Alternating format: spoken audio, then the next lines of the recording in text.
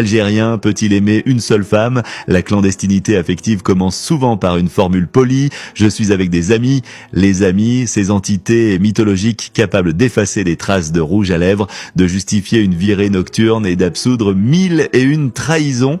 L'Algérien ne ment pas, il décore la réalité. L'Algérien regarde la femme comme un projet immobilier. Belle façade, bon emplacement, mais trop de charges sociales. Il hésite, il promet la lune, mais n'offre rien. Il veut une femme moderne qui cuisine comme sa mère, parle comme une Parisienne, s'habille comme une Turque, obéit comme une villageoise et rit comme une Espagnole. Bref, un hologramme affectif impossible à localiser, et dans ce labyrinthe, l'homme raconte ses conquêtes comme un vétéran de guerre, mais oublie les blessures reçues. Chaque femme devient une anecdote, une date, un surnom, El Fermlia, El Hadjala, El Migria, El Coiffira, place d'armes, toutes sauf la femme. Choisir une seule femme, c'est comme choisir un seul parfum de glace dans un salon bondé.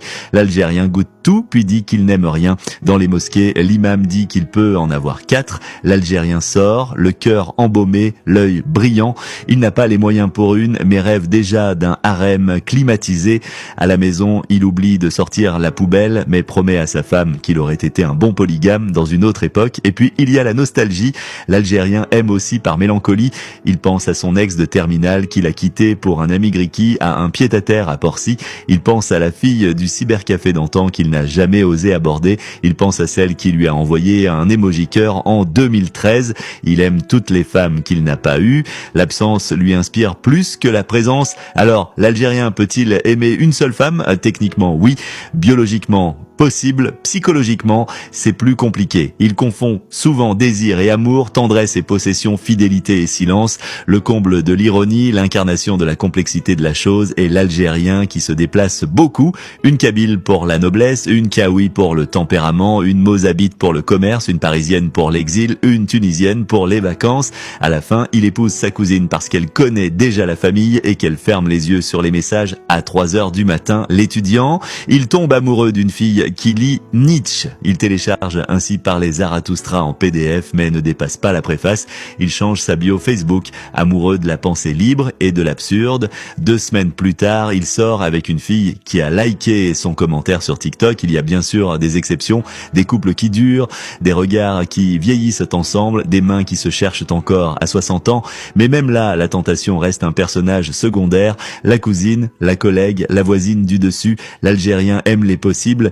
La vérité, c'est que l'Algérien veut aimer une seule femme, mais il est distrait par le passé, par l'histoire de ses parents, par l'imam du coin, par l'oncle de Paris, par la peur de s'engager, par la peur de décevoir. Il veut une femme totale, sans conflit, sans défaut, sans passé.